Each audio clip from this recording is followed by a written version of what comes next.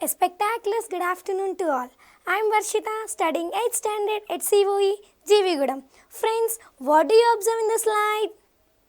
In first picture, we observe that recently our society announced the NTA score. So this is the information about the NTA score achieved by GV Goldam children. In second slide, we observe the different types of sports percentages and a sports academy. If in a third picture, we observe different types of temperature in New York City. Here we represent the data in different types. Friends, why we need to represent the data in different types? What is the reason behind it? So let us know what is the reason behind it.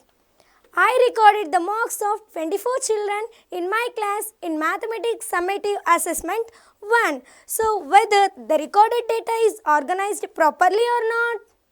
We don't know how many students need extra classes, how many students have an average performance, how many students did well in the test, because the recorded data is not organized properly. Further, I can make a groups to represent how much children are in which class intervals as per the requirement and understand the performance of the tabular. Here is the tabular form. So if we see this tabular form, we can easily understand that 5 students need extra classes, 12 students have an average performance and 7 students did well in the test. We can understand the data in the form of raw data also, but we can't able to analyze the data quickly. So if we represent the data in various types, we can represent the data in various types. We can quickly analyze what is what in the data. So we need representation of the data for our convenience. Today our topic is convenient way in representing the data.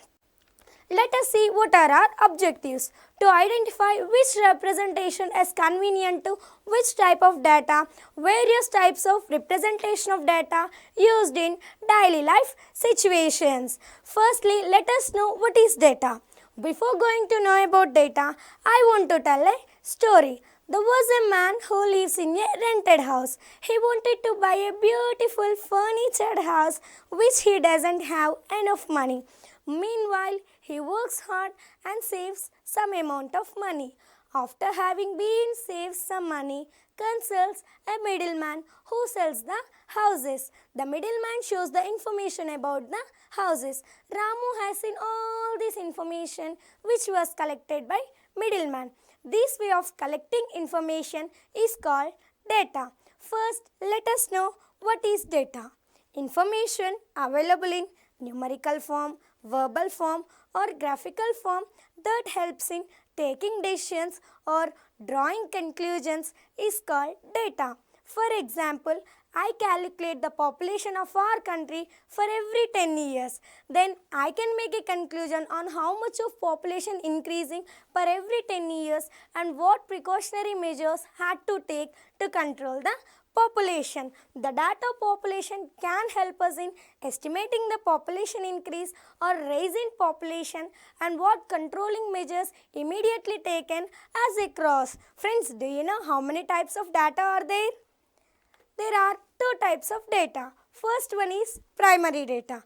Primary data is the data which we collect directly with our involvement in the process. For example, I want to calculate the women literacy percent in a particular town. So I will go to each and every house and do a survey to calculate the women literacy percent. Here I am collecting the data directly with my involvement in the process. The second one is secondary data. The data which we collect indirectly without our involvement is called secondary data. For example, I calculate the population. I can't go to all places and collect the population.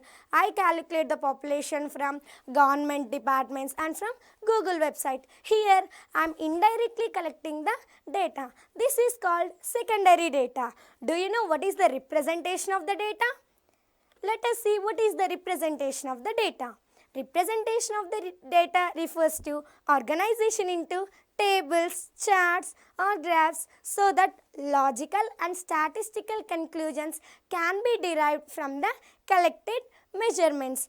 there are so many types in representing the data. In that, some are textual representation of the data, tabular representation of the data, diagrammatical representation of the data, and graphical representation of the data. First, let us know what is the textual representation of the data. Textual representation means the data is in the form of words, sentences, or paragraphs. For example, if we want to write something about the great mathematician Srinivasa Ramanujan, first we collect the information about him. The following is the text about Srinivasa Ramanujan. From the about text, who is Srinivasa Ramanujan?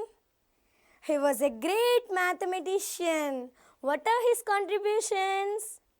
His contributions are number theory, infinite series, and continued fractions. Therefore, we can easily understand the data in tabular form. So, textual representation can help us in emphasizing some important points in the data. Let us see what is the second representation. Friends, think, what is the second representation? The second representation is tabular representation. Tabular representation means the data is in the form of rows and columns with respect to the characteristics of the data. We know the names of some scientists such as Ramanujan, John Napier, Brahmagupta, Aryabhatta, and so on. If we want to represent their date of births, the tabular form is, from the above tabular form, who is Srinivasa Ramanujan? He is a great mathematician and his date of birth is 1887 AD. So, from the above tabular form, we know who is the earliest scientist. Who is he? From the above tabular form, Aryabhatta is the earliest scientist. What is the year of birth of C.R. Rao? 1920 is the year of birth of C.R. Rao. So, by seeing this data, we can easily analyze the data in tabular form. Let us see what is the third representation. Any guess about third representation? The third representation is diagrammatical representation. Diagrammatical representation is a geometric technique of presenting numerical information through diagrams. In this representation, diagrams are attractive, impressive, and easy to remember.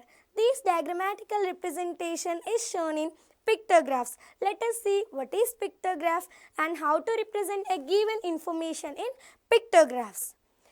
Pictographs are used to represent appropriate pictures. Generally, same type of pictures or symbols are used to represent the data. Each symbol or picture stands for a certain number of things and it is clearly mentioned in the graph. For example, the given pictograph shows us the number of apples sold in the months of January, February, March and April. Here 1 apple is equals to 10 apples and half apple is equals to 5 apples. Let us see another example to understand more about pictographs. An ice cream seller sold different types of flavors of ice creams in one day, such as strawberry flavor, mango flavor, chocolate flavor and vanilla flavor. They are very tasty to eat. Here 1 ice cream is equals to 10 ice creams. So we can easily understand the data in pictographs. Express a large amount of information in a simple form. Pictographs are easy to read since all the information is available at one glance. It is difficult to draw the pictures and it takes a lot of time. We are unable to see the data in the form of points in pictographs. So we will go to the another method. What is that another method? Friends, think. What is that another method? Any guess about another method? The another method is graphical representation. In graphical representation, the data is represented by symbols such as bars in a bar chart or slices in a pie chart. This is about graphical representation. There are so many types in graphical representation. In that, some are bar graph, histogram, pie chart or pie graph and line graph. Firstly, let us see what is bar graph. Do you heard the word bar graph? Do you heard the word bar graph? Bar graph means the data is in the form of bars or rectangles in a diagram is called bar graph. Let us see an example about bar graph. The students travel in different types of transport systems to come to school, such as school bus, private bus, by bicycle, rickshaw, and on foot. So here the bar graph represents different means of transport. Once observe that. What is the most preferred means of transport? By school bus is the most preferred means of transport. What is the least preferred means of transport? On foot is the least preferred means of transport. Bar graphs are easy to understand, widely used, and can show changes over time. A bar graph is a chart that uses bars to show comparison between categories of the data. Bar graphs are not suitable to represent the information over time or persons. So let us go to another graphical representation. What is that? The another graphical representation is histogram. Just now we learned how to represent a given information in bar graphs. Let us see how to represent the information graphically. Before going to know about histogram, let us see what is grouped data. If the data is large, we organize it into convenient groups. That is called grouped data. We write the groups of the raw data and write the groups as class intervals. Each such group is called class interval. The class interval have lower class limit and upper class limit. The difference between lower and upper class limit is called class size or width of the class. So we can easily understand the data in histograms.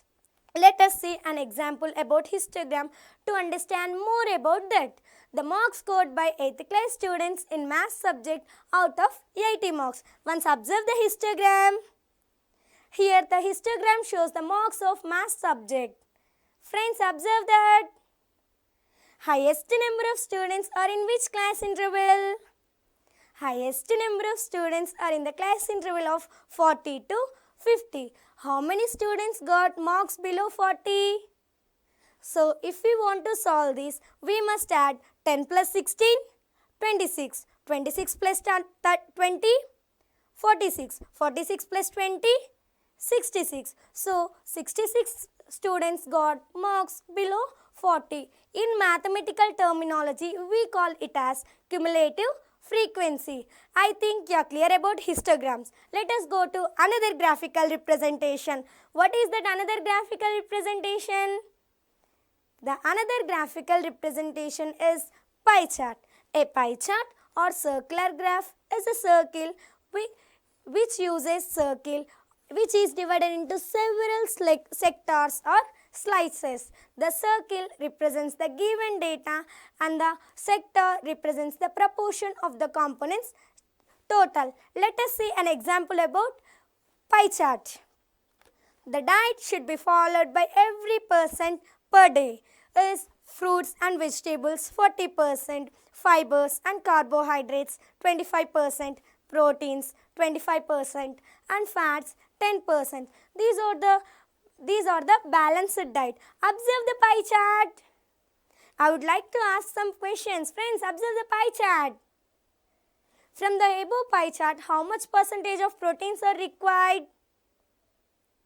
25% of proteins are required for our body. How much percentage of fats are required for our body? 10% of fats are required for our body. From the pie chart, which color occupies more area and what is it? From the above pie chart, blue color occupies more area and it represents fruits and vegetables. So, pie charts are good for displaying the data. Even illiterates can also understand these pie charts. They are not able to understand bar graphs or histograms. They can easily understand these pie charts. They are good for displaying data and also we are easy to understand the data in the form of pie chart. Let us see another graphical representation. The another graphical representation is line graph. Do you heard the word line graph? I think you learned line graph in class 7 or class 6. Let me explain what is line graph.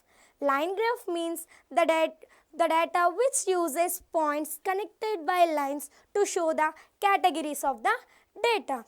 So let us see an example about line graph. Friends, we all know that nowadays internet users are increasing day by day a lot. So here the table shows us in which year how many internet users are there. So the given information can represent in a line graph. The following is the line graph. Observe that. The line graph shows us how many users of internet are in India from 2006 to 2019. This is about the line graph. Observe that. In 2014, how many internet users are there? In 2014, there are 286 internet users are there. In this, what does the vertical axis shows? In this, the vertical axis is nothing but y-axis. Horizontal axis is nothing but x-axis. Here, the y-axis shows the internet population in million. Not only this internet population, we can represent temperature, average monthly rainfall, population in line graphs. So, in daily newspapers, we saw some temperature represented in line graphs. So, in this way also, line graphs are useful to us. Friends, I think you like to do exercises. So, are you ready to do exercise?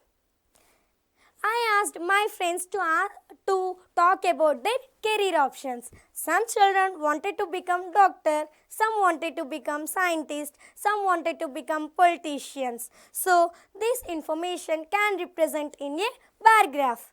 Observe that. What does the bar graph shows?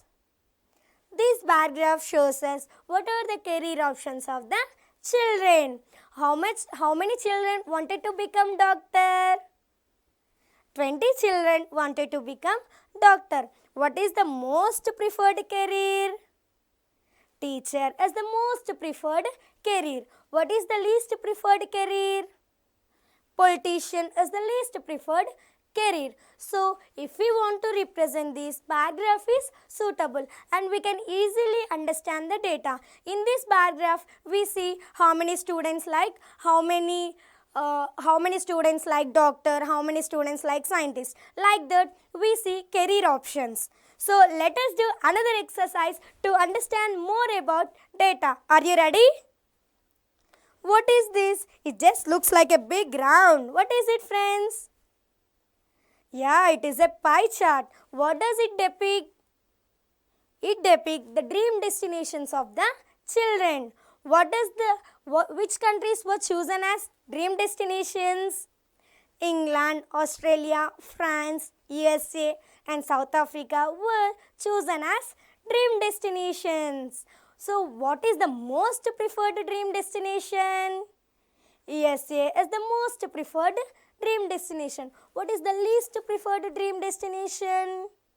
South Africa is the least preferred dream destination. In this pie chart, various colors are there. So, light green represents the England, red represents the Australia, pink represents the France, blue represents the USA, green represents the South Africa. Generally, if we add all those percentages, generally we get 100%. So, I think you are clear about data. In our daily life situations, data is most useful. We have to use data in our daily life situations. Today, we learned the data in various types such as bar graphs, histograms, line graph, textual form, tabular form, diagrammatical representation, etc. We use any representation for our convenient. For example, the first picture shows the bar graph about favorite sports and the second picture shows the histogram on score on final exam. The third one shows monthly expenses. Fourth line graph shows the average monthly rainfall in city 1 and city 2. Here the last picture shows city 1 as green and city 2 as blue. So, in this way, data is so much useful in our day-to-day life. So, whatever we learnt in maths, we have to apply it to daily life situations. Today, in our class, we learnt how to represent a data, how to represent a given data in various situations. So, we have to learn whatever today, we have to apply it tomorrow's life. So, Today we learnt different convenient ways in representing the data and how to use these data in our daily life situations, in papers and in daily magazines. Whatever we see in our daily life situation, in so many situations we see data. It is compulsory to learn about data, and we have to learn data. We have to learn the data. Data is useful in our day-to-day life. If we observe this slide, first one is bar graph. It shows about the different categories. It shows about soccer game, how many students like, and how many students like softball, how many students like basketball, how many students like other games. So the bar graph shows that. But coming to histogram, but it only talks about one topic. The given histogram talks about his score on final exam. So it only talks about one topic. But coming to bar graph, it talks about so many different categories of the data. Observe the pie chart. How much percent of rent is there in that pie chart? 15% of rent is there in that pie chart. So coming to line graph, in that we see average monthly rainfall in a particular area. So in not only this, in various situations we use data for our convenience. So we can use any representation for our convenience. Data is, you must learn the data, and let us discuss what we learned today. So we learnt about pie charts, bar graphs and line graphs. We also learnt about different types of graphs which we use in our daily lives. So first we learnt about textual form, next we learnt about tabular form, and next we learnt about diagrammatical representation. In that we learned the pictograph representation, how to represent a given information in pictographs. Pictographs are easy to understand, and small students or the students who studying in UKG or first class, they can easily understand the pictographs. And also we learnt so many types in graphical representation. In that some are bar graph, histogram, pie chart and line graphs. So today we learnt many things. I think you learned something new in my class. Thanks to TSWREIS Society and TSAT channel. And I also thanks to my beloved principal madam, Vanaja madam, and I also thanks to our mentor, Sridev madam, and I also thanks to each and everyone who appreciate me and who encourage me a lot. Thank you to all.